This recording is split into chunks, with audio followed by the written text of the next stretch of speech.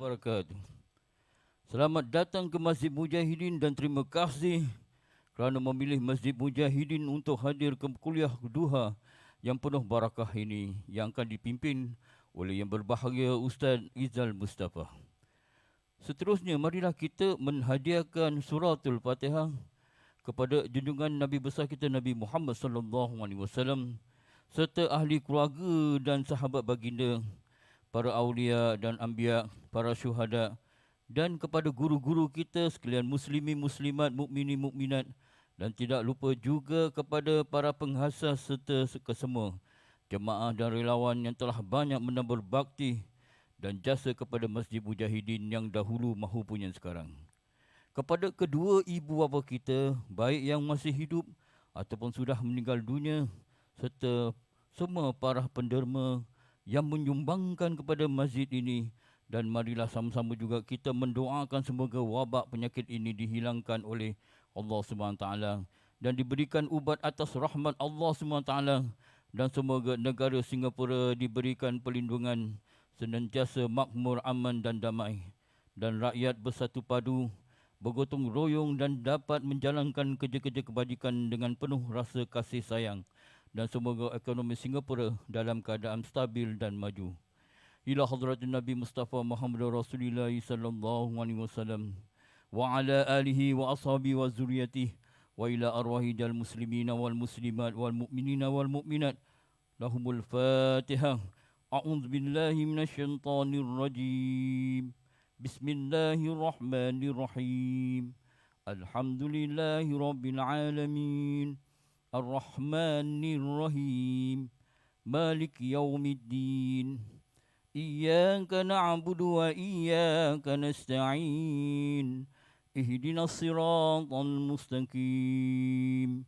Siratal ladzina an'amta 'alaihim ghairil maghdubi 'alaihim waladdallin. Amin.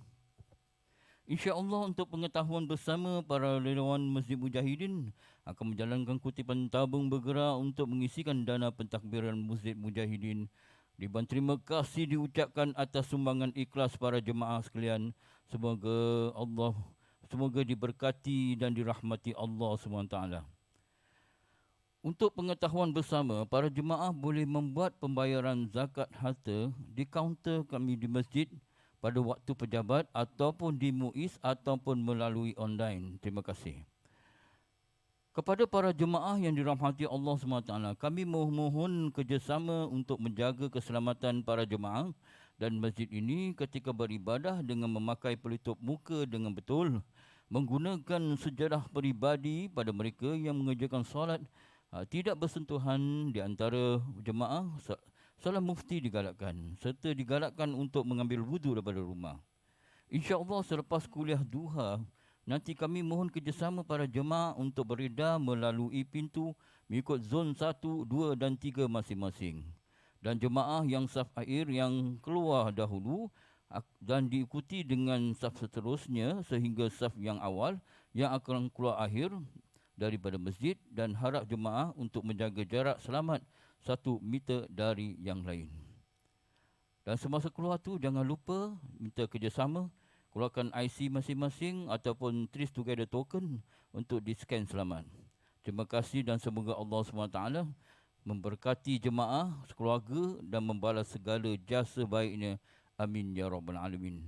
Para sukarelawan Masjid Mujahidin akan memastikan para jemaah keluar dewan solat dengan aman, tenang dan selamat, mengikuti jarak selamat 1 meter, dan kerjasama para jemaah jangan lupa yang tadi saya sebutkan, menyediakan IC ataupun trace together token untuk di-scan selamat sebelum keluar masjid.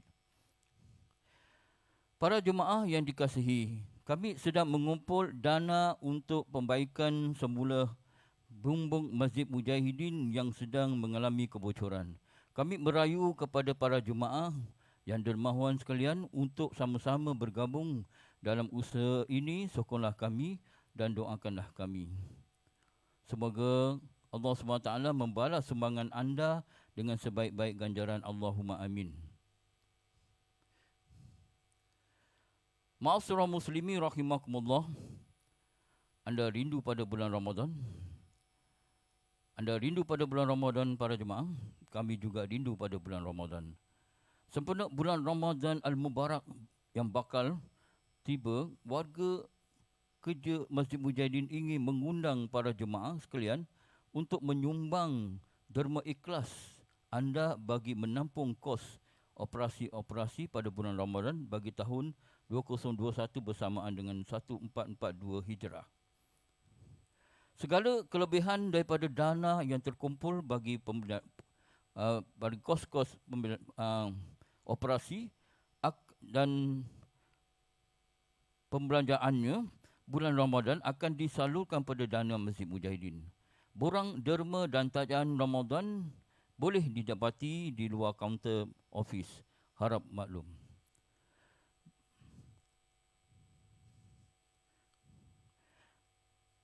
Bagi para jemaah yang bawa kenderaan, kami ingin merayu agar tidak meletakkan kenderaan anda di sembarangan dan diharapkan agar para jemaah dapatlah meletakkan kenderaan anda di kapal HDB. Para jemaah juga tidak dibenarkan meletakkan kenderaan anda di sepanjang Stirling Road yang boleh menjejas lalu lintas terutama sekali di sepanjang Seleko. Dan kami memohon kerjasama para jemaah agar tidak merokok di pekarangan masjid. Terima kasih atas kerjasama anda semua. Pada akhir kuliah nanti mohon kerjasama para jemaah agar keluar dengan tenang, aman dan selamat. Dan semoga Allah dan keluarkan IC masing-masing dan time ataupun trace together token anda untuk scan selamat dengan jarak 1 meter di antara satu sama lain 1 meter. Semoga Allah merahmati perjalanan anda semua. Amin ya rabbal alamin. Dengan itu saya sudahi dengan Assalamualaikum warahmatullahi wabarakatuh. Allahumma salli ala Sayyidina Muhammadin abdika wa rasulika nabiyil ummi wa ala alihi wa sahbihi wa sallim. Allahumma salli ala Sayyidina Muhammadin abdika wa rasulika nabiyil ummi wa ala alihi wa sahbihi wa sallim. Allahumma salli ala Sayyidina Muhammadin abdika wa rasulika nabiyil ummi wa ala alihi wa sahbihi wa sallim. Allahumma salli ala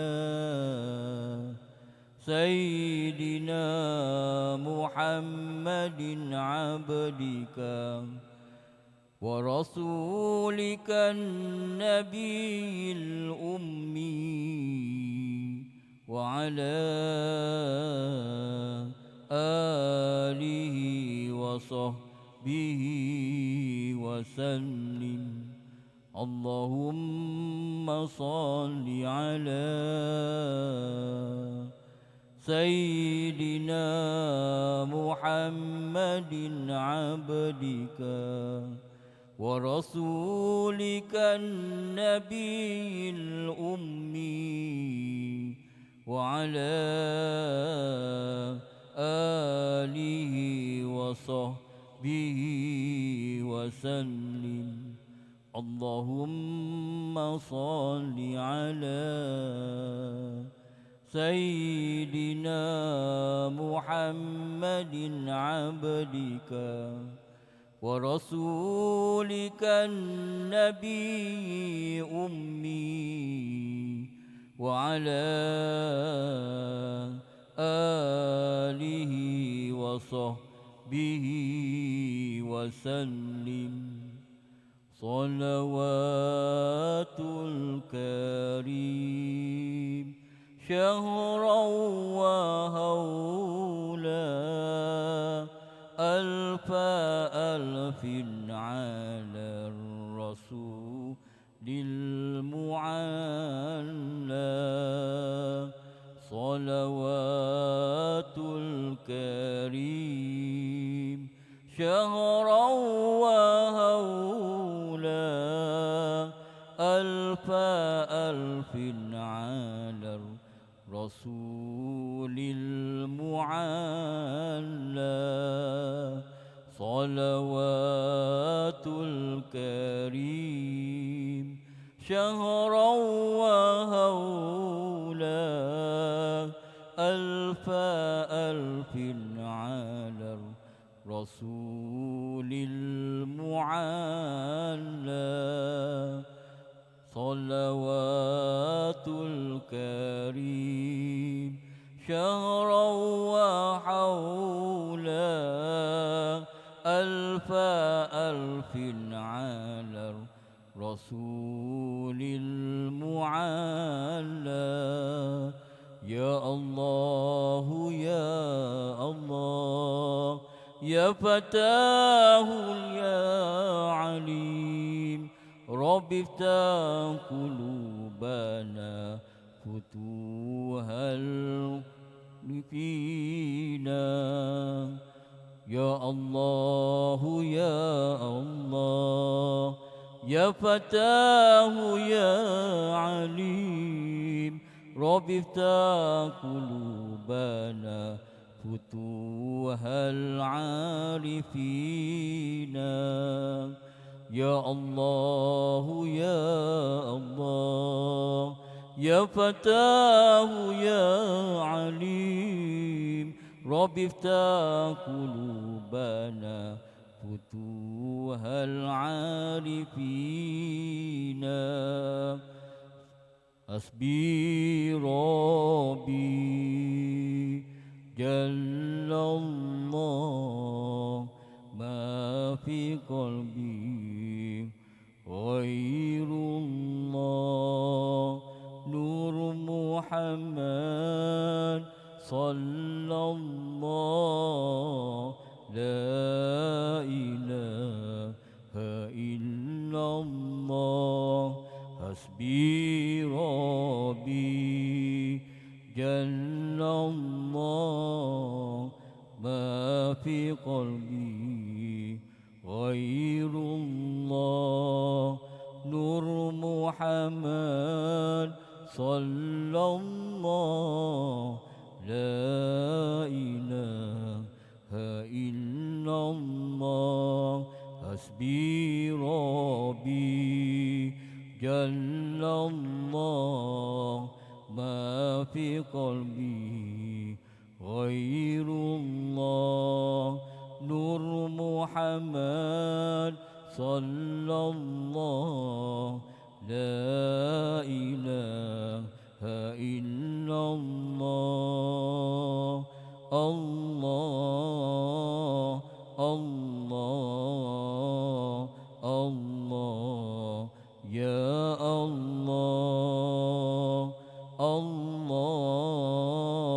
الله الله يا الله الله الله الله يا الله الله الله الله يا الله تبنا يا الله تبنا يا الله تبنا يا الله تبنا يا الله ورجعنا ورجعنا ورجعنا يا الله ورجعنا ورجعنا ورجعنا يا الله وندمنا وندمنا وندمنا يا الله وندمنا وندمنا وندمنا يا الله الله الله الله يا الله الله الله الله يا الله حسبي ربي جل الله ما في قلبي غير الله نور محمد صلى الله لا إله إلا الله حسبي ربي جل الله ما في قلبي غير الله نور محمد صلى الله لا إله إلا الله سبحان الله والحمد لله ولا إله إلا الله والله أكبر سبحان الله والحمد لله ولا إله إلا الله والله أكبر سبحان الله والحمد لله ولا إله إلا الله والله أكبر سبحان الله والحمد لله ولا إله إلا الله والله أكبر سبحان الله والحمد لله ولا إله إلا الله والله أكبر سبحان الله والحمد لله ولا إله إلا الله والله أكبر سبحان الله والحمد لله ولا إله إلا الله والله أكبر سبحان الله والحمد لله ولا إله إلا الله والله أكبر اللهم صل وسلم وبارك عليه.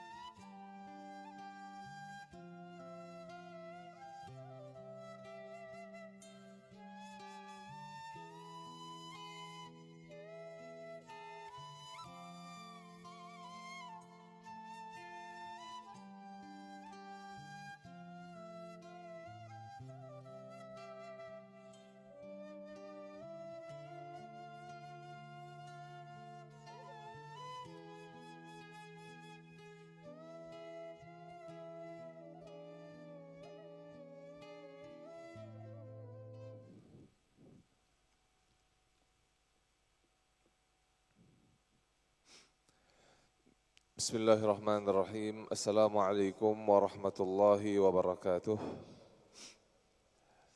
Innal hamdalillah nahmaduhu wa nusalli ala Rasulillah wa ala alihi wa ashabihi wa man iktada bihadihi wa istanna bisunnatihi ila yaumiddin wa ba'd.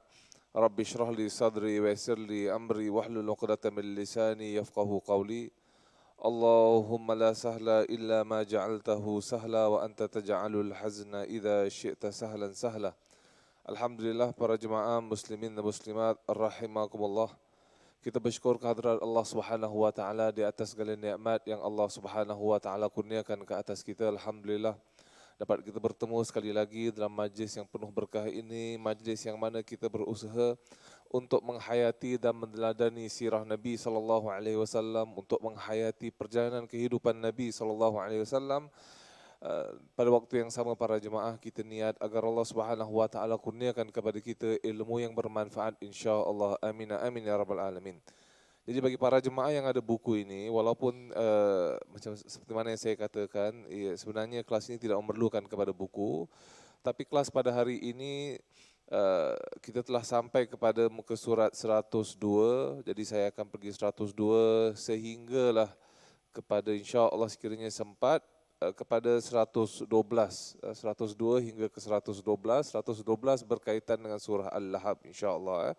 Jadi itu merupakan intipati kelas kita pada hari ini, dan slide yang ada dekat depannya ada perubahan sedikit dengan apa yang terkandung dalam buku ini.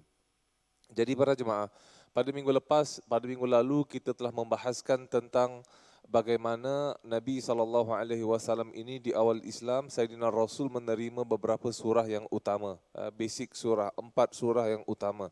Surah Iqra itu merupakan wahyu yang pertama. Kemudian surah Muzammil, wahai orang yang berselimut, untuk dorongan untuk bangun dan melaksanakan ibadah, kerana nak berdakwah kepada orang, nak ajar orang kepada kebaikan. Kita sendiri memerlukan kepada kekuatan juga kan, kerana kalau kekuatan kita tidak ada, kekuatan ibadah kita lemah sebagai contoh, salat kita pun rongak-rongak lagi sebagai contoh, macam mana kita ingin memberi kesan kepada individu yang lain. Kemudian yang sebab itu Ibn Athaillah Sekandari, seorang ulama sufi, dia kata haitsuma balaghat tanwir balaghat ta'bir. Sejauh mana cahaya itu sampai, maka perkataan itu akan sampai. Apa maksudnya? Sejauh mana cahaya itu dekat dalam hati kita para jemaah, macam mana hebat sekalipun amal ibadah kita, sejauh mana kat dalam hati kita ini ada isi, maksudnya. Haitsuma balaghat tanwir balaghat ta'bir. Maka apa yang kita nak sampaikan, apa yang kita nak tulis, apa yang kita ingin memberi kesan kepada orang lain, maka itu insya-Allah ada kesannya dan mudah untuk memberi kesan. Sebab tu kadang-kadang kita dengar sebahagian individu dia berbicara, walaupun benda ni dah biasa kita dengar, Quran, hadis, biasa cerita-cerita Nabi sebagai contoh, tapi apabila dia sampaikan ada perasaan lain sedikit, seolah-olah macam terus menyusup dekat hati. Senang untuk kita faham dan senang untuk kita turuti. Ini maksud dia. Sebab itu kekuatan ibadah itu penting para jemaah sekiranya ingin memberi kesan. Sebab itu apabila kita ajak orang dan kadang-kadang orang tak terima para jemaah, mungkin reaksi yang biasa, reaction yang biasa, apa kita akan marahkan. Ini dia ni lah yang tak nak terima Ustaz. Saya dah pagi petang tegur dia tak nak terima. Suruh solat tak nak solat.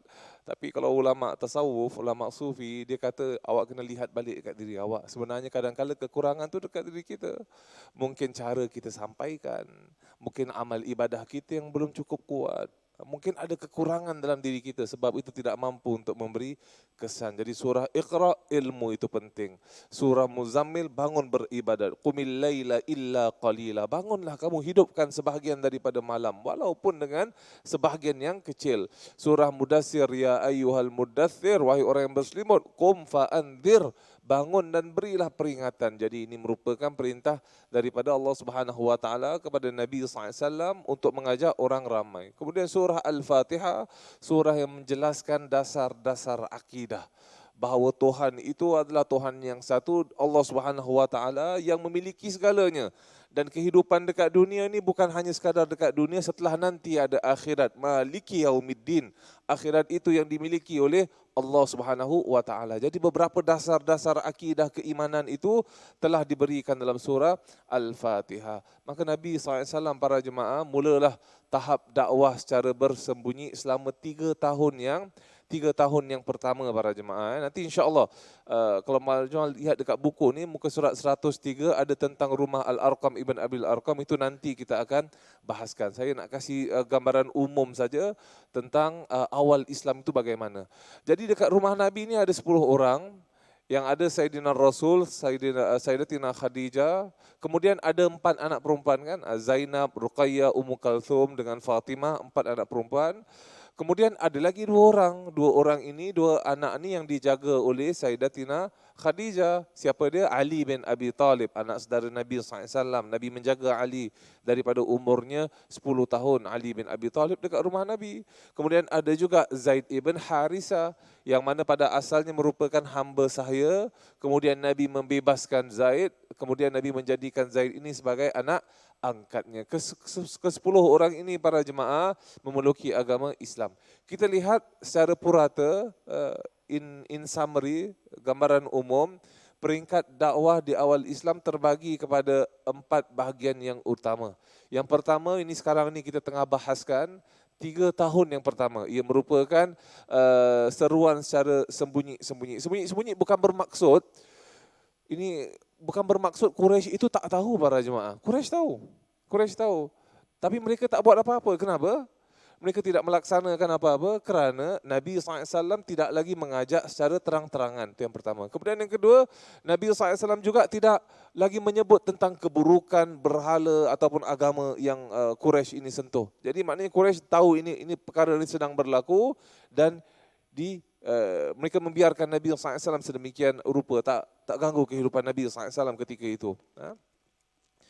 Para jemaah rahimakumullah, ini beza. Mungkin ada orang kata ni Nabi di awal Islam ni Nabi bersembunyi-sembunyi kan. Jadi boleh ke para jemaah dalam beragama, kita nak mengajar agama, kita nak belajar agama, kita ni bersembunyi juga? Kita ni bersembunyi juga? Tidak boleh. Kerana dalam agama kita tak ada istilahnya ilmu yang untuk orang khusus saja, orang awam tak payah. There's no such thing as that. Nabi bersabda, taraktukum ala mahajjatil bayda lailuha kanahariha. Aku tinggalkan kamu di atas jalan yang terang benderang. Lailuha kanahariha. Malamnya dia punya terang malam tu seperti siang. Maknanya apa? Benda yang kita rasa tak jelas macam malam gelap gelita, Nabi cakap itu pun sebenarnya dah terang dah. Nabi katakan, aku tinggalkan kamu di atas Quran dengan sunnah. 2 perkara yang kalau kamu pegang dengannya, kamu tidak akan sesat selama-lamanya. Jadi maknanya, agama kita ini segalanya jelas. Segalanya jelas, tak ada sembunyi. Jadi kalau kita nak belajar agama, dan ada orang kata ni tapi ni, kamu make sure jangan kasih tahu orang lain. Ini antara kita saja.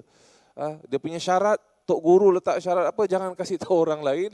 Itu di antara petanda ajaran itu ajaran yang meragukan. Ajaran yang meragukan. Imam Ahmad berkata dalam kitab Az-Zuhud, di antara idza ra'aitan nas yatanajawna fi amri dinihim dunan nas. Kalau kamu lihat ada orang, satu kumpulan, dia berbisik-bisik tentang urusan agama, dia cakap orang lain jangan masuk campur. Orang lain semua tak boleh masuk campur. Ini dia bisik-bisik, sembunyi-sembunyi. Imam Ahmad kata, fa'lam annahum ala ta'sis ad-dalalah. Maka ketahuilah, kemungkinan besar mereka punya dasar itu dasar yang sesat. Kenapa? Kerana dalam agama ini tak ada bersembunyi. Quran dengan sunnah, cara salat. Jadi kalau ada orang cakap kita belajar ni hanya terhad, tak boleh orang lain tak boleh masuk, 1001 syarat dia letak, itu di antara tanda ajaran-ajaran sesat. Kenapa tak boleh buat orang lain? Kenapa orang lain tidak boleh kita ajak bersama? Kenapa tidak boleh kita sampaikan di masjid sebagai contoh? Itu tanda kita kena berhati-hati, kena berhati-hati. Ada orang kadang-kadang gunakan ni, Nabi pun bersembunyi para jemaah. Sayyidina Rasul bersembunyi dalam erti kata hatta Quraisy kali pun tahu apa yang Nabi sampaikan. Quraisy pun tahu 3 tahun yang pertama tu.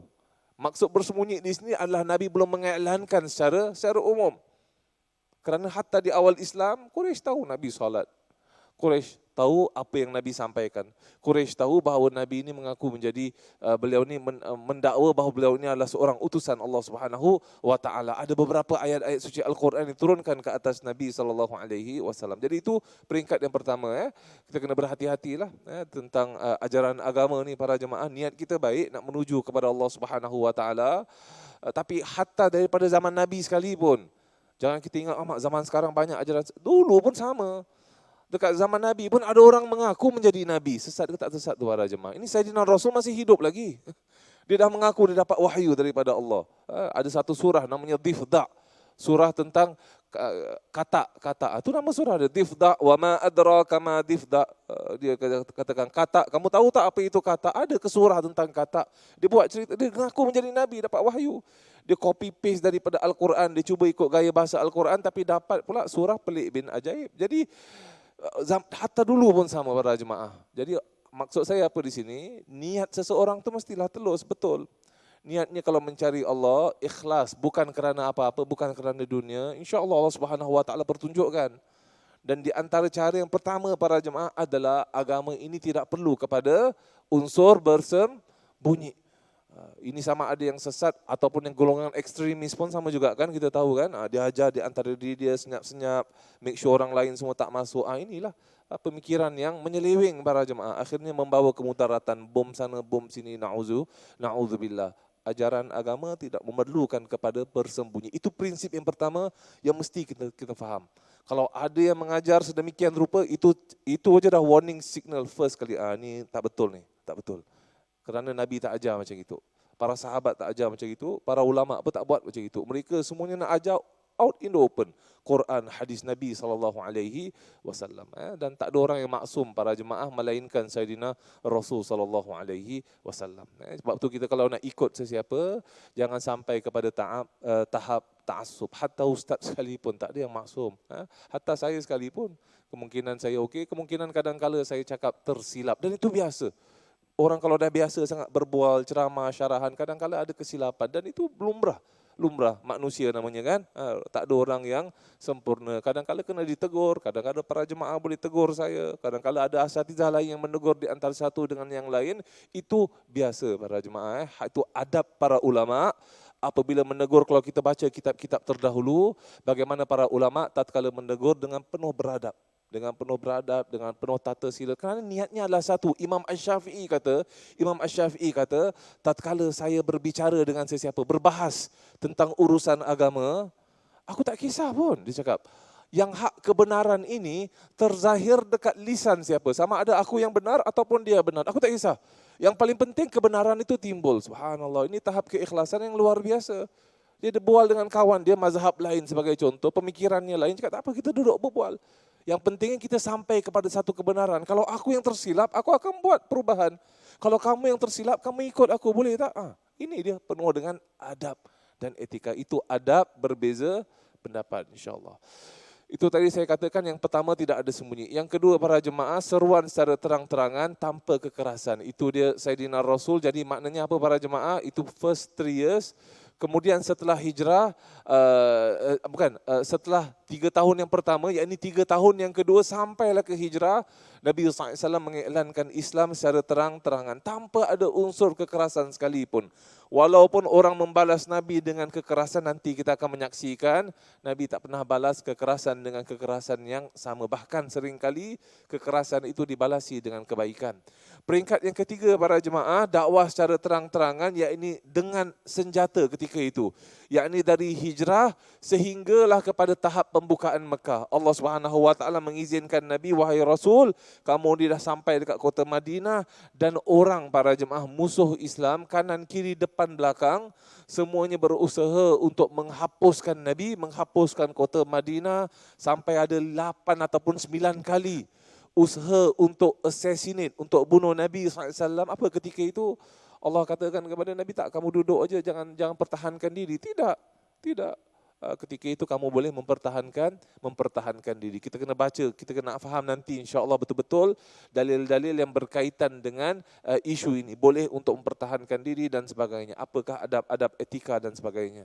Kemudian peringkat yang keempat para jemaah, setelah dibuka kota Mekah, hinggalah di akhir hayat Sayyidina Rasul SAW. Jadi 4 peringkat dakwah utama kalau kita lihat kepada kitab-kitab sirah. Para jemaah rahimakumullah, Sayyidina Rasul di 3 tahun yang pertama, Nabi SAW ini, strategi Nabi adalah dengan penuh hikmah. Nabi mengajak orang ramai, mula Nabi ajak ahli keluarga Nabi dulu. Setelah ahli keluarga Nabi terdekat memeluki agama Islam, para jemaah rahimakumullah, dan Nabi pilih. Ini kumpulan yang pertama ini, 45 individu yang pertama, mereka haruslah merupakan individu yang daripada kabilah yang pelbagai. Kita kalau lihat nama-nama 45 orang yang first ni para jemaah, kita akan mendapati mereka datangnya daripada 16 kabilah yang berbeza. Ada kaum wanita dan ada kaum lelaki. Bahkan kita akan lihat dalam sirah daripada hari ini sehingga ke akhir hayat Nabi, kalau ada pertemuan, ada kelas, ada tazkirah, ada syarahan, Nabi akan pastikan ada kaum ibu, ada kaum lelaki. Nabi kalau nak mengajak, ada kaum ibu, ada kaum lelaki. Jadi apa tandanya para jemaah? Kepentingan kaum wanita, dan jangan seseorang itu mengenepikannya. Kerana apabila kaum wanita itu faham, maka ahli keluarga pun insya-Allah faham, anak-anak pun faham, semuanya faham. Ini dia kepentingan kaum wanita. Jadi kita lihat siapa yang memeluki agama Islam di 3 ataupun beberapa bulan yang pertama para jemaah, ada 27 lelaki dan 18 wanita. 24 orang kaya dan 21 orangnya miskin. Tak berapa kaya lah, macam Abu Bakar As-Siddiq ini kaya, Sayyidina Uthman, Sayyidina Abdul Rahman, ini kalau ikut standard zaman sekarang, mereka ini peniaga macam milioner. Dia punya pendapatan ini harian para jemaah. Satu hari ini dia punya profit berapa, subhanallah. Kemudian daripada 16 kabilah yang berbeza. Kemudian para jemaah rahimakumullah, Sayyidina Rasul SAW yang mengikut Nabi SAW dalam masa 3 tahun yang pertama ini, jumlahnya sekitar 130 orang. Walaupun ada juga orang kaya, tetapi faktanya adalah kalau kita lihat nama-nama, kebanyakan di antara mereka walaupun merupakan individu yang sama ada muda, ada peribadi yang kuat, macam Sayyidina Ali bin Abi Talib dan sebagainya, tapi kebanyakan di antara mereka adalah miskin dan juga lemah. Lemah maknanya tidak ada jawatan, tidak ada pangkat. Apakah hikmah para jemaah rahimakumullah? Kalau kita lihat, ini sunnatullah yang mengikuti para nabi daripada zaman dulu, sebelum Sayyidina Rasul sekalipun. Kebanyakannya terdiri daripada golongan yang lemah-lemah. Kita lihat ayat Quran tentang kaum Nabi Nuh alaihissalam, kan? Tatkala Nabi Nuh mengajak, dan Nabi Nuh ini dakwahnya ratusan tahun para jemaah. Ada yang meriwayat katakan 1000 lebih, 1100 tahun, tapi yang memeluki agama Islam ketika zaman Nabi Nuh ni jumlahnya 80 lebih orang saja. Jadi maknanya setiap 100 orang ada 1 orang memeluki agama Islam. Nabi Nuh alaihissalam. Hebat tak hebat dia punya ujian para jemaah. Jadi Nabi Nuh kalau kita lihat, tatkala Nabi Nuh mengajak kaum dia kepada agama Allah Subhanahu wa taala, mereka komplain. Mereka katakan, "Ma naraka illa basharan mithlana." Kami lihat kamu ini macam manusia biasa macam kami, Nuh, tak ada beza. "Wa ma naraka taba'aka illa alladhina hum aradhiluna." Dan kami lihat yang mengikuti kamu ini kebanyakannya orang-orang yang lemah. Yang lemah di antara kami itu yang mengikuti kamu. Jadi kami tak nak ikut kamu lah. Jadi ia merupakan satu sunnatullah para jemaah. Yang kebanyakan mengikut para anbiya, lebih-lebih lagi yang the pioneer, yang awal-awal ikut para anbiya ni kadang-kala terdiri daripada golongan yang lemah, golongan yang tidak ada jawatan, golongan yang miskin. Mengapa para jemaah? Apakah hikmah dia? Ulama sirah Syekh Muhammad Sa'id Ramadan Al-Buti berkata dalam kitabnya Fiqh Sirah, ini merupakan satu hikmah daripada Allah Subhanahu wa taala mengajar kepada insan bahawa agama ini para jemaah merupakan urusan siapa? Urusan Allah Subhanahu wa taala. Urusan Allah Subhanahu wa taala. Kalau kita ikut rasional otak pemikiran kita, setentunya orang yang ada jawatan, kalau hebat perkasa pengikutnya, lagi mudahlah nak berjaya kan. Tapi sekarang ni yang mengikutnya semua lemah-lemah belaka. Maknanya apa? Hatta yang mengikutnya lemah-lemah belaka, yang miskin sekalipun, tapi agama itu berjaya. Kerana ia berjaya kerana Allah Subhanahu wa taala. Bukan kerana kuat ataupun hebat ataupun banyak ataupun sedikit pengikutnya. Jadi sebab itu Fatawakkal 'alal hayyil ladzi la yamut. Bertawakallah kamu terhadap Tuhan yang maha hidup dan tidak meninggal dunia. Ini dia di antara hikmah para jemaah rahimakumullah ya. Allah Subhanahu wa taala mengajar insan berkali-kali bahawa agama ni urusan agama daripada zaman Nabi hingga ke zaman sekarang. Urusan agama ini urusan Allah Subhanahu wa taala. Yang merubah hati insan itu Allah Subhanahu wa taala. Seseorang kita anggap buruk sekarang belum tentu esok lusa dia buruk juga para jemaah. Entah-entah kesudahannya baik belaka. Jadi sebab itu jangan sekali-kali kita ini menghukum seseorang dan serah langsung kepada Allah Subhanahu wa taala. Para jemaah rahimakumullah, ini saya dah sebut pada minggu lepas tentang Saidina Abu Bakar As-Siddiq dan bagaimana beliau di awal Islam. Beliau ini setelah seminggu meluki agama Islam terus mengajak teman-temannya, kawan rapatnya para jemaah untuk meluki agama Islam yang sama. Bahkan sebahagian daripada orang yang dia mengajak ke dalam agama Islam ini merupakan di antara mereka yang dapat janji syurga. Abdurrahman bin Auf, Saidina Uthman ibn Affan, Sa'ad ibn Abi Waqqas. Ini sahabat-sahabat yang hebat-hebat belaka para jemaah. Abu Bakar As-Siddiq punya concern, dia punya kerisauan untuk mengajak orang ramai kepada kebaikan. Ini penting para jemaah untuk kita faham, dan untuk kita tanam kat dalam niat ni. Macam mana kita mampu untuk memberi kesan kepada orang lain, subhanallah. Orang yang kita rasa jauh daripada Allah Subhanahu wa taala, macam mana dengan penuh hikmah, dengan penuh lemah lembut, dengan perancangan. Karena Sayyidina Rasul ini merancang, dan kita akan dengar perkataan ini daripada awal sirah hingga ke akhir sirah. Kalimat perancangan, kerana Nabi ini merancang. Bila nak ajak, siapa nak ajak, bagaimana nak berbicara. Bagaimana kadang-kadang Nabi tak berbicara pun. Allah. Kadang-kadang Nabi senyap. Ini dia. Semuanya dengan penuh perancangan. Jadi macam mana kita nak merancang untuk mengajak orang, untuk mengajak individu tersebut. Memberi kesan. Supaya ada dalam hati kita para jemaah, ada dalam minda kita rasa risau. Sebagaimana kerisauan Saidina Abu Bakar As-Siddiq. Kalau boleh dia nak kawan rapat dia dekat kepada Allah Subhanahu wa taala. Kalau boleh dia nak kawan rapat dia, teman dia, ahli keluarga dia, mak dia, ibu dia, subhanallah, semuanya memeluk agama Islam. Ini dia kerisauan Saidina Abu Bakar As-Siddiq radhiyallahu an. Para jemaah rahimakumullah, ini penting para jemaah untuk saya sebut tentang mereka yang mula melaksanakan inisiatif. Abu Bakar As-Siddiq, kerana hari ini ada dua kisah. Satu kisah baik Abu Bakar As-Siddiq. Dia yang first kali start, kerana dia yang first kali mengajak kawan-kawan dia para jemaah, maka dia mendapat kebaikan. Orang tu buat amal saleh, orang tu buat salat, orang tu sedekah, alhamdulillah. Allah Subhanahu wa taala kurniakan kebaikan, Allah kurniakan pahala juga kepada siapa yang memberi kesan.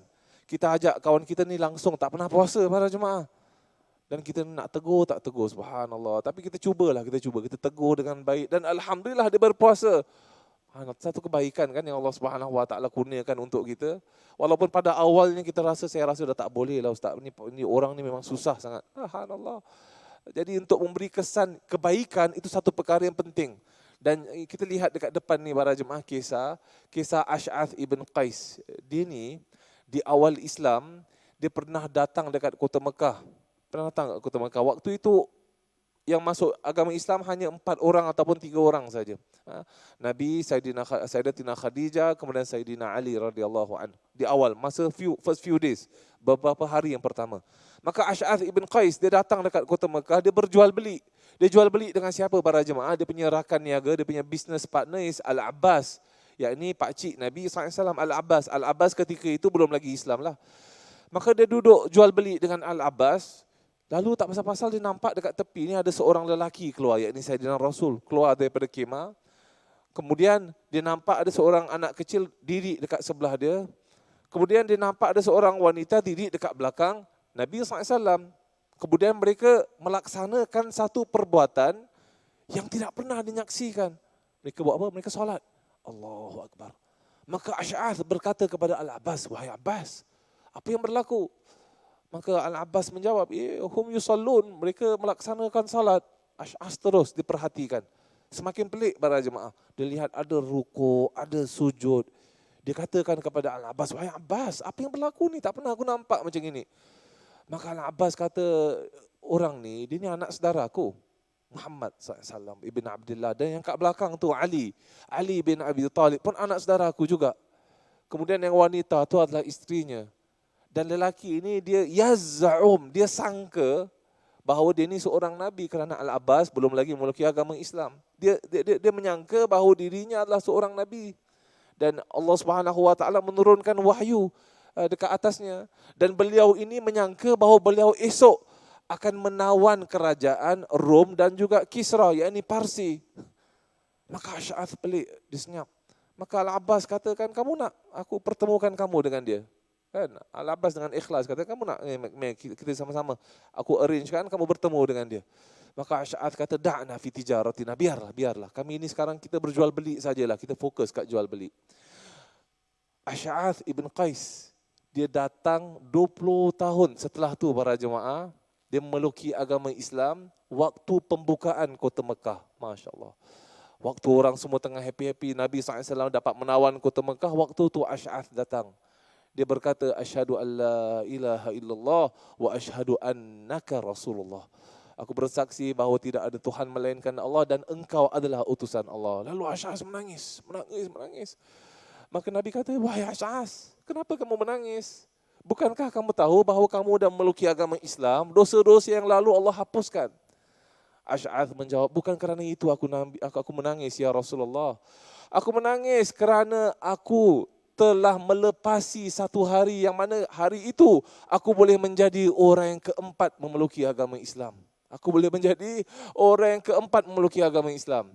Asy'ath ibn Qais. Sebab tu para jemaah, nak buat kebaikan, kita buat yang paling segera, yang terawal, yang first kali start inisiatif. Ini berharga para jemaah, nilai dia. Firman Allah, was-sabiqunal awwaluna minal muhajirin wal ansar, Allah kata.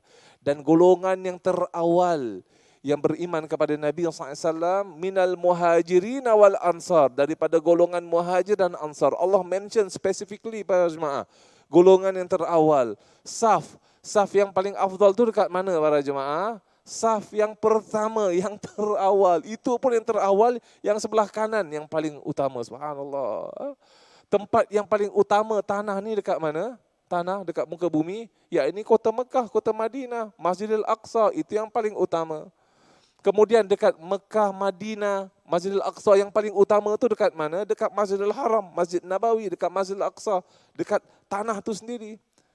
Kemudian dekat tanah-tanah, dekat muka bumi, yang paling utama itu dekat mana para jemaah? Dekat masjid-masjid, tanah wakaf yang dibinanya masjid. Subhanallah. Jadi Allah Subhanahu Wa Taala itu memilih daripada tanah, Allah Subhanahu Wa Taala memilih. Tempat pun Allah Subhanahu Wa Taala memilih, saf yang pertama, saf sebelah kanan. Makhluk-makhluk pun Allah pilih daripada malaikat-malaikat yang pelbagai, Jibril, Mikail, Israfil, itu disebut dalam Al-Quran. Sebab itu ulama kata malaikat yang Allah sebut maknanya mereka ni yang paling utama. Sama juga dengan hamba Allah. Ini manusia ni para jemaah, kita ni. Kita pun Allah Subhanahu Wa Taala pilih.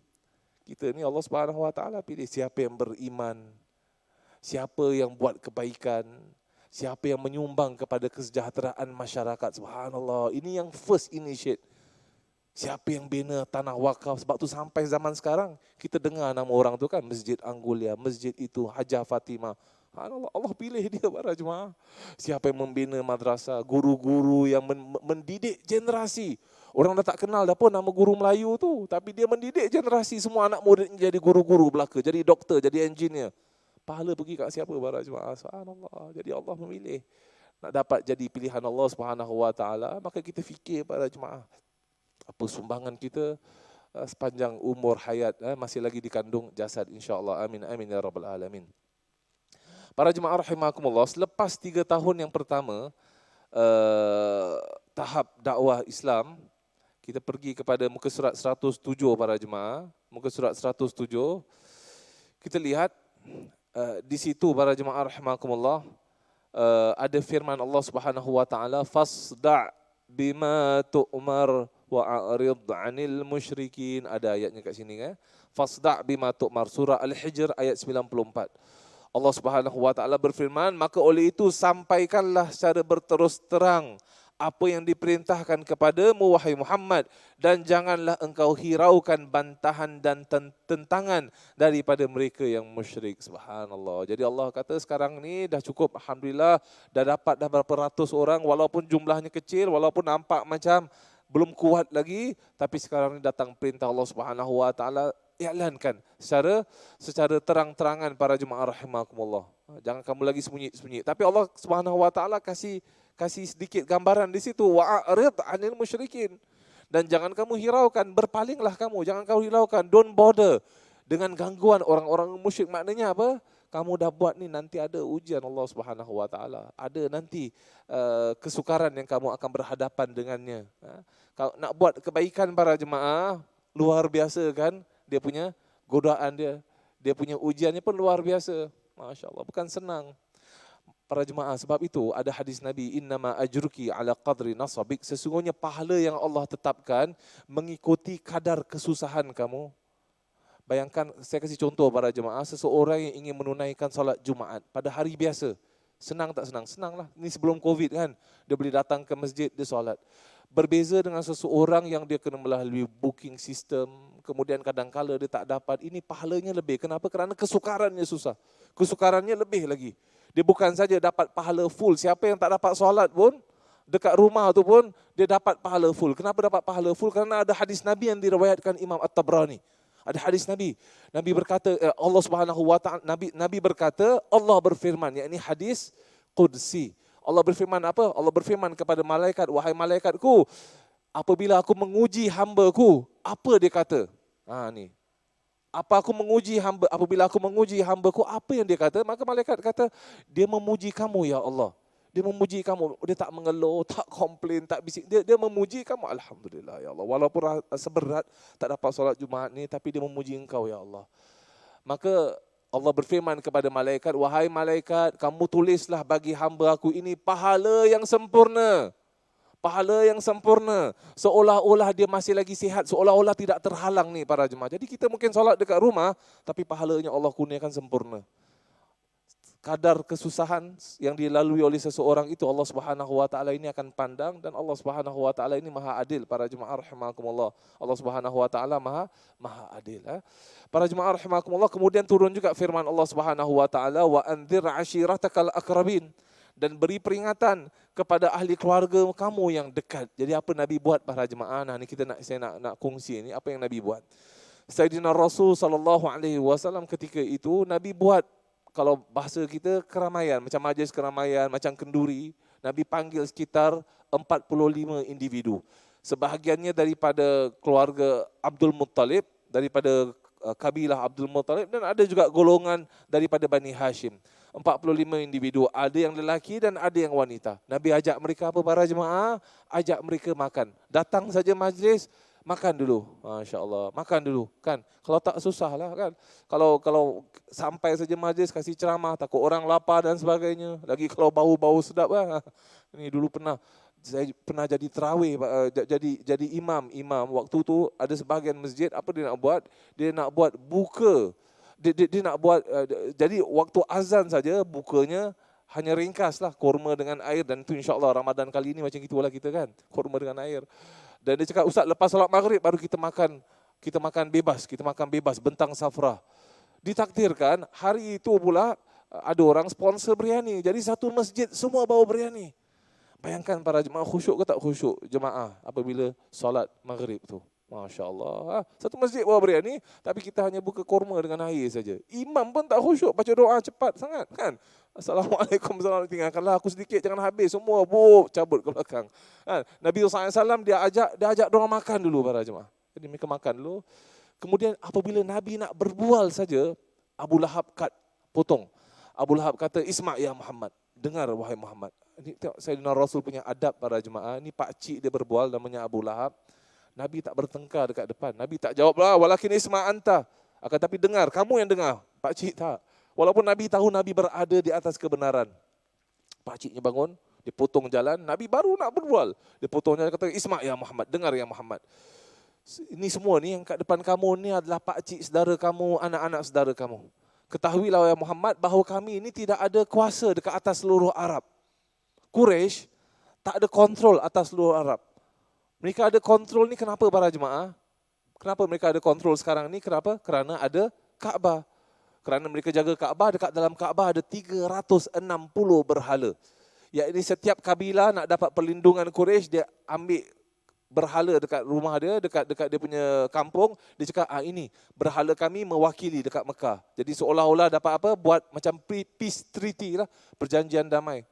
Maka Abu Lahab kata, dengar ya Muhammad, kami ini tak ada kuasa, orang Quraisy tak ada kuasa terhadap orang Arab, semua Arab. Tidak ada satu orang pun yang datang dengan perkara yang lebih buruk sebagaimana yang kau bawa. Subhanallah. Kita bayangkan para jemaah. Abu Lahab, adakah dia ni membenci Nabi SAW? Tidak, dia tak benci Nabi.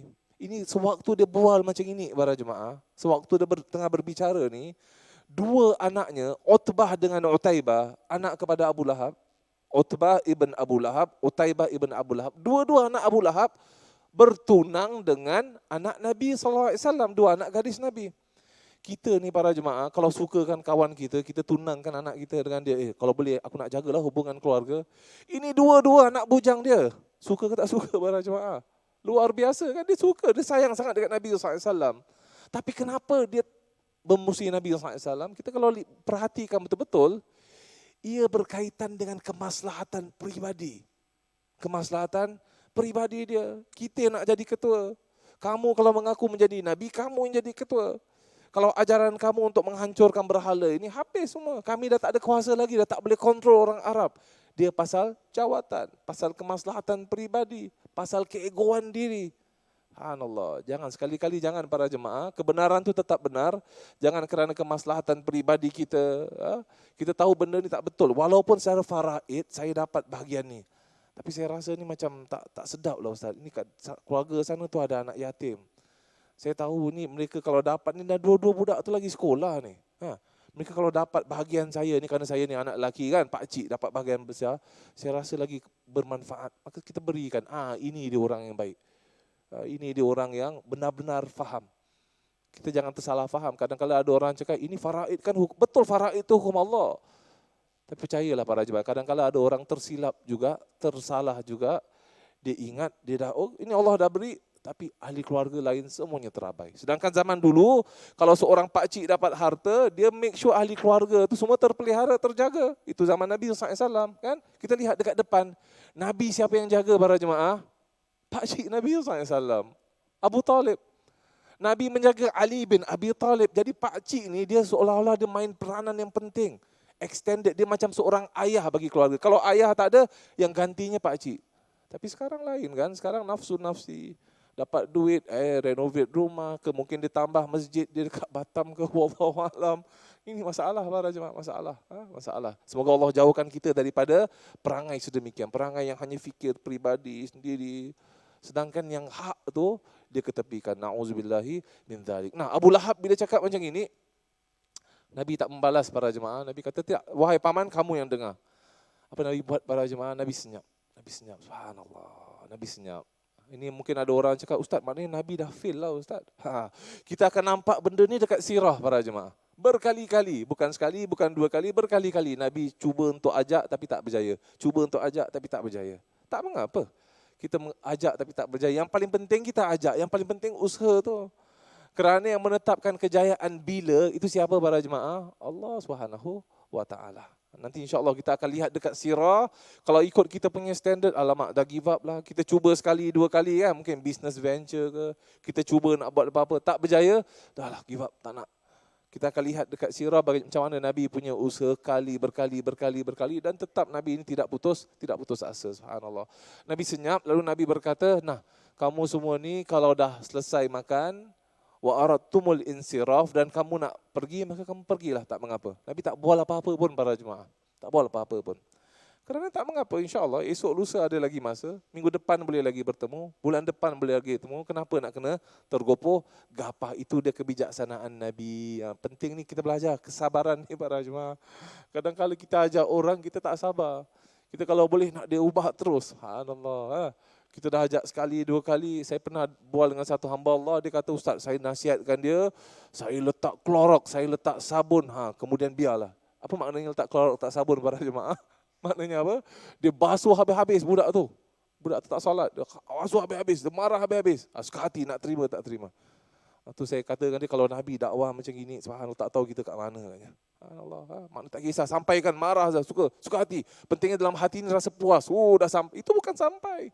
Itu bukan menyampaikan. Kesabaran itu penting para jemaah. Kemudian apa yang berlaku para jemaah setelah itu? Nabi SAW mengundang ahli keluarga semula. Kita kalau lihat muka surat 100, maaf, ini tidak ada kat dalam buku ni. Ada ke tak ada? Tidak ada tidak ada. Okey, muka surat 103. Muka surat 103. Nabi SAW setelah itu Nabi buat pertemuan yang kedua. Kali ini Nabi undang golongan yang ataupun jumlah yang sedikit. Bukan 45 tapi 30 orang saja. Dan Abu Lahab ada ke tak ada? Ya, Abu Lahab ada. Kerana mustahil kalau Abu Lahab tak ada. Kalau Nabi tak undang Abu Lahab, nanti dia buat kecoh dekat luar. Sebaiknya dia datang dan dia dengar. Maka Nabi undang Abu Lahab. Dan Nabi sama juga dia punya strategi. Nabi suruh mereka makan dulu. Kemudian sebelum siapa-siapa berbual, sebelum mereka habis pun, sebelum siapa-siapa berbual, Nabi yang bangun. Nabi start, Nabi baca apa? Alhamdulillah. Ahmaduhu wa asta'inu wa ista'inu bihi wa uminu bihi wa atawakkalu alaihi. Subhanallah. Ini Quraisy ni kali yang pertama mereka dengar kalimat-kalimat ni. Mukaddimah saja. Mereka tersentak, tersenyap. Baru dengar mukaddimah tersenyap. Alhamdulillah. Segala pujian bagi Allah Subhanahu wa taala. Ahmaduhu, aku memuji Allah Subhanahu wa taala, wa asta'inuhu, aku minta bantuan kepada Allah Subhanahu wa taala, wa uminu bihi, aku beriman kepada Allah, wa atawakkalu alaihi, dan aku bertawakal kepada Allah. Wa asyhadu an la ilaha illallah wahdahu la syarikalah. Aku mengucap tidak ada Tuhan melainkan Allah yang Maha Esa, yang tidak ada syirik, yang tidak ada teman baginya. Subhanallah. Maka Quraisy tatkala mendengar, mereka tersenyap para jemaah. Mereka tersenyap. Lalu Nabi SAW menjawab, sesungguhnya ahli keluarga, sesungguhnya seorang ahli keluarga tidak akan menipu ahli keluarganya. Dia katakan, kalau aku ni menipu orang lain, kamu aku tak akan tipu. Kerana ni kamu family aku, itu maksud dia lah. Orang lain mungkin, sebagian orang dia boleh kelintung, senang untuk ditipu, tapi dia tak akan tipu ayah dia sendiri kan, kalau dia jual beli sebagai contoh. Itu maksud Nabi. Kalau aku menipu orang lain, kamu ni aku tak akan tipu. Kerana seorang ahli keluarga dia tidak akan menipu dengan ahli keluarga yang sama. Demi Allah, sesungguhnya aku ini adalah utusan Allah kepada kamu semua dan kepada keseluruhan manusia. Demi Allah, kamu semua ni akan mati esok. Seperti mana kamu sekarang ini tidur. Dan kamu akan diutuskan seperti mana kamu bangkit daripada tidur. Dan kamu pasti akan dipersoalkan atas segala amalan yang kamu laksanakan. Sesungguhnya, ia adalah syurga selama-lamanya. Ataupun neraka selama-lamanya. Subhanallah. Kemudian, dalam sebuah riwayat Nabi berkata, wahai Abbas ibn Abdul Muttalib, wahai pakcik Nabi SAW, kamu peliharalah diri kamu daripada api neraka. Wahai Safiyah ammatin Nabi, wahai Safiyah makcik Nabi SAW, kamu peliharalah diri kamu daripada api neraka. Wahai Fatimah binti Muhammad, wahai Fatimah anak aku, kamu minta daripada harta ayah apa yang kamu nak. Tapi esok di hari akhirat, aku tak akan mampu untuk melindungi kamu sekalipun. Subhanallah.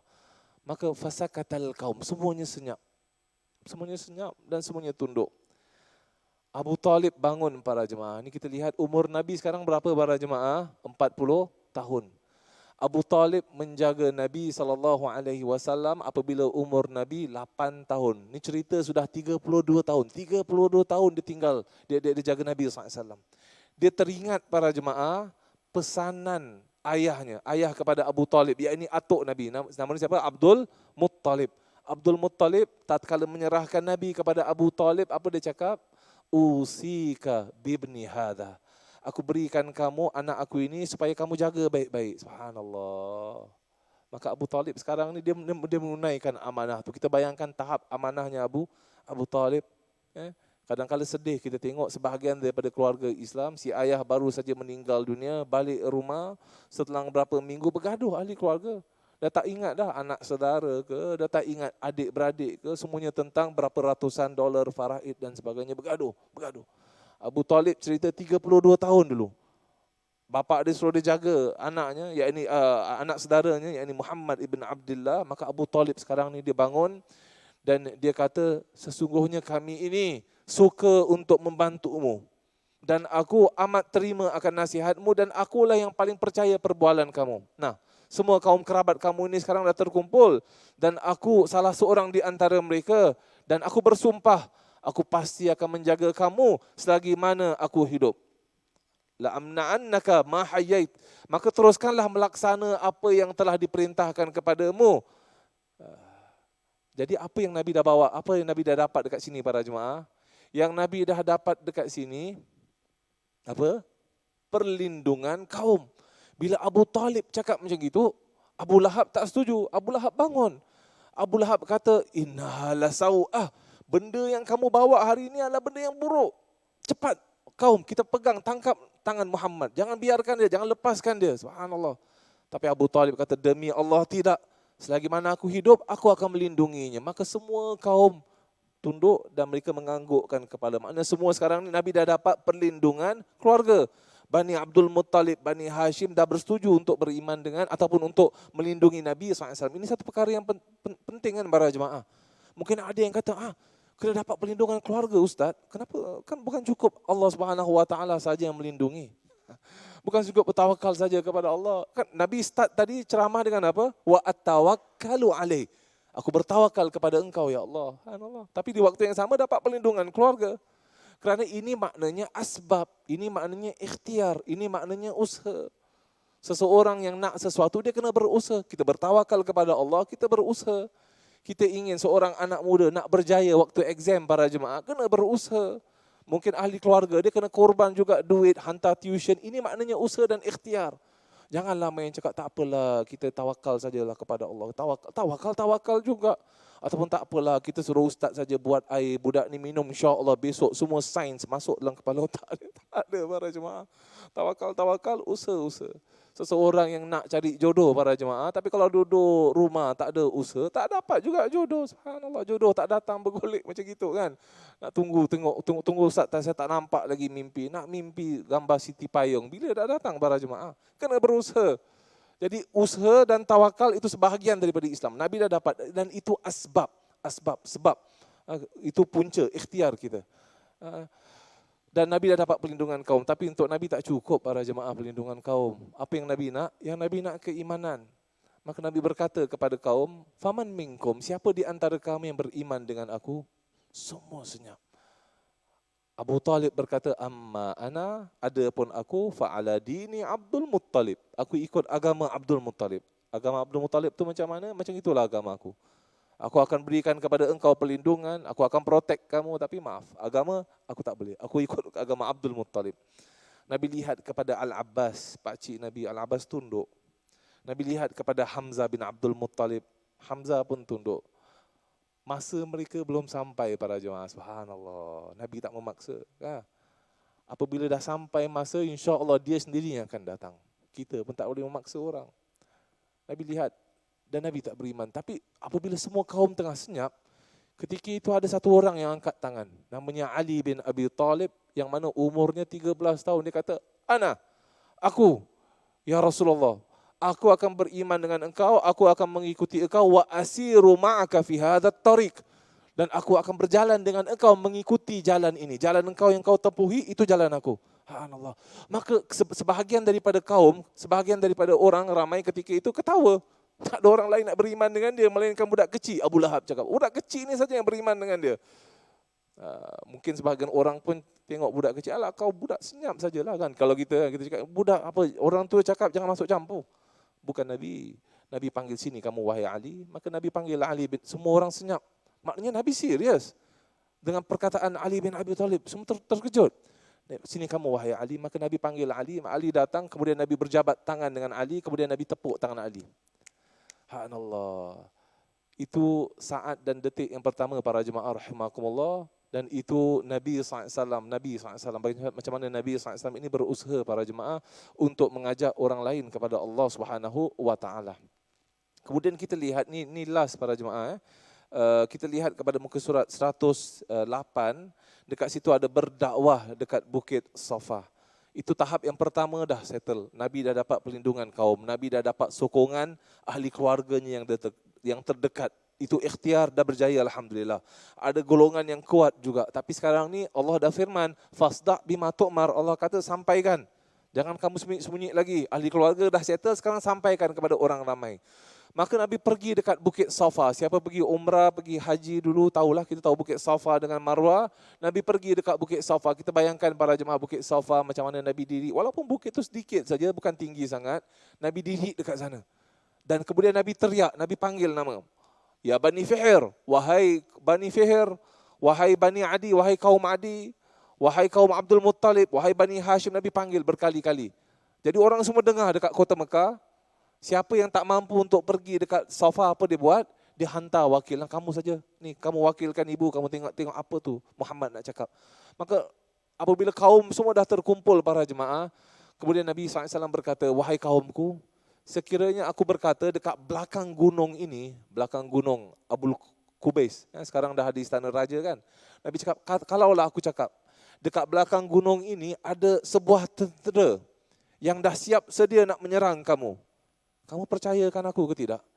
Maka kaum dia berkata, demi Allah, ma jarrabna alaika kadhiban. Kami tak pernah lihat pun kamu menipu. Subhanallah, Sayyidina Rasul tak pernah tipu sekalipun seumur hidup. Apa yang Nabi cakap itu benar. Ma jarrabna alaika kadhiban. Kamu tak pernah menipu ya Muhammad. Kami tak pernah ada experience kamu ini menipu. Maka Nabi SAW berkata, maka aku sekarang ini mengingatkan kamu akan suatu azab yang keras yang bakal menimpa kamu kalau kamu tidak beriman. Ketika itu Abu Lahab bangun. Abu Lahab berkata, tabban laka sa'iral yaum alihada jama'tana. Celakalah engkau. Sepanjang harimu hari ini kamu celaka. Kerana ini, sebab ini kamu memanggil kami, kamu mengumpulkan kami. Subhanallah. Maka dalam hadis yang diriwayatkan Imam Al-Bukhari dan Muslim, pada saat itu turunlah surah Al-Lahab. Tabbat yada, kalau kita lihat surah Al-Lahab, muka surat berapa para jemaah rahimakumullah? Muka surat 112. Kita baca muka surat 112. Tabbat yada abi lahabin wa tab. Ma aghna anhu maluhu wa ma kasab. Sayasla naran dhata lahab. Wa imra'atuhu hammalatal hatab. Fi jidha hablum min masad. Kalau kita lihat terjemahan dia para jemaah, banyak-banyak nama. Abu Lahab ni bukan satu orang saja yang menyakiti Nabi SAW. Ada juga ramai individu yang menyakiti Nabi. Tapi kenapa banyak-banyak nama, hanya satu nama saja yang Allah sebut para jemaah dalam Al-Quran. Kenapa? Ini dia tadi saya sebut di awal. Kerana dia yang first start buat benda buruk. Dia yang first start menyakiti Nabi. Quraisy sebelum tu 50-50. Mereka tak tahu nak buat apa ni dengan Nabi SAW. Mereka dah dengar ada dakwah, Nabi mengaku menjadi seorang Nabi, ada ayat Quran yang turun ke atas Nabi, ada wahyu. Tapi mereka tak tahu apa nak buat. Tapi apabila Abu Lahab dengan straightforward, dengan terus terang dia menghina Nabi SAW, itu seolah-olah dah macam green light dah. Orang lain untuk menjadi contoh teladan bagi orang lain. Maka tabbat yada abi lahabin wa tab. Yang bermaksud binasalah kedua-dua tangan Abu Lahab dan binasalah dia bersama. Ma aghna, tengok Allah sebut para jemaah, Allah sebut yang paling penting. Ma aghna anhu maluhu. Hartanya dan segala yang dia usahakan tidak dapat menolongnya. Banyak-banyak benda yang Allah sebut harta Abu Lahab. Kenapa? Kerana itulah tujuan utama, itulah sekatan yang paling penting bagi Abu Lahab. Yang mengakibatkan beliau ini tak nak terima Nabi SAW. Kerana hartanya, kerana jawatannya, kerana kepentingan peribadinya. Allah kata, ma aghna anhu malu. Hartanya semua tak guna. Hartanya yang menyebabkan dia tak nak terima Nabi. Kerana dia punya bisnes, perniagaan, kerana jawatan menjadi ketua dekat Mekah. Sebab itu, walaupun dipercayakan Nabi, walaupun disayangkan Nabi, ma'agna anhu maluh. Semua hartanya tidak guna. Jadi jangan kita jadi macam Abu Lahab. Na'udzubillahi min dhalik. Kita nak buat kebaikan para jemaah, kita jadi yang first kali, initiate kebaikan. Dan jangan kita buat, kita jadi, ni kadang-kadang kita tengok kat social media, ada trendsetter, ada trending kan. Ada trending benda baik, Alhamdulillah lah baik. Kita pergi rumah anak yatim, kita cat rumah fakir miskin ke, kita bagi bantuan ke dan sebagainya. Itu perkara yang baik. Dapat pahala insya-Allah. Tapi kalau trending benda yang tak masuk akal para jemaah, sampai kadang-kala memudaratkan, wallahu a'lam, macam-macam lah kan anak-anak muda ni, sama ada lompat bangunan ke, sama ada tunggang terbalik ke kepala, sampai yang patah tengkuk, sampai itu, sampai ini semua trending yang ini dia mengakibat. Kalau dia yang first kali start, Walaupun dirinya selamat tapi nanti memudaratkan orang lain, dosa pun dia dapat juga. Dosa dapat percuma sekali. Na'udzu billahi min dzalik. Jadi insya-Allah para jemaah rahimakumullah, pada minggu hadapan kita sambung semula pengajian kita tentang sirah Nabi sallallahu alaihi wasallam. Kita nak tahu, dan 3 tahun yang mendatang ni bukanlah merupakan satu perkara yang senang untuk Nabi sallallahu alaihi wasallam. Dia perkara yang susah para jemaah. 3 tahun yang mendatang. Nabi SAW dah ajak kepada orang ramai, dan sekarang ni kita akan menyaksikan macam mana mereka ini membalas. Mereka punya reaksi terhadap dakwah Nabi SAW. Ada yang menghina Nabi, dulu sayang Nabi, sekarang menghina Nabi. Ada yang mencerca Nabi, ada yang berusaha untuk menyakiti Nabi SAW. Tak dapat nak sakiti Nabi, mereka sakiti ahli keluarga Nabi. Kita nak baca dan kita nak hayati dan kita nak teladani, insya-Allah. Semoga Allah Subhanahu Wa Taala kurniakan kepada kita keberkatan umur dan keberkatan usia, dan semoga Allah Subhanahu Wa Taala kurniakan kepada kita umur yang panjang untuk kita bertemu dengan bulan Ramadan yang datang, insya-Allah. Amin amin ya rabbal alamin. Para jemaah muslimin dan muslimat rahimakumullah, mari sama-sama kita akhiri kelas ini dengan membaca selawat Ibrahimiyah, insya-Allah. Allahumma salli ala Sayyidina Muhammad wa ala ali Sayyidina Muhammadin kama sallaita ala Sayyidina Ibrahim wa ala آل سيدنا إبراهيم وبارك على سيدنا محمد وعلى آل سيدنا محمد كما باركت على سيدنا إبراهيم وعلى آل سيدنا إبراهيم في العالمين إنك حميد مجيد عدد خلقك ورضا نفسك وزينة عرشك ومداد كلماتك كلما ذكرك الذاكرون وغفل عن ذكرك الغافلون بسم الله الرحمن الرحيم والصلاة والسلام على أشرف الأنبياء والمرسلين سيدنا محمد وعلى آله وأصحابه أجمعين اللهم اهدنا واهد بنا وجعلنا سببا لمن اهتدى اللهم اهد الناس جميعا اللهم ارزقنا علما نافعا وقلبا خاشعا ولسانا ذاكرا اللهم يا مقلب القلوب والأبصار ثبت قلوبنا على دينك وعلى طاعتك وصلى الله وسلم على خير خلق الله سيدنا محمد وعلى آله وأصحابه وبارك وسلم والحمد لله رب العالمين.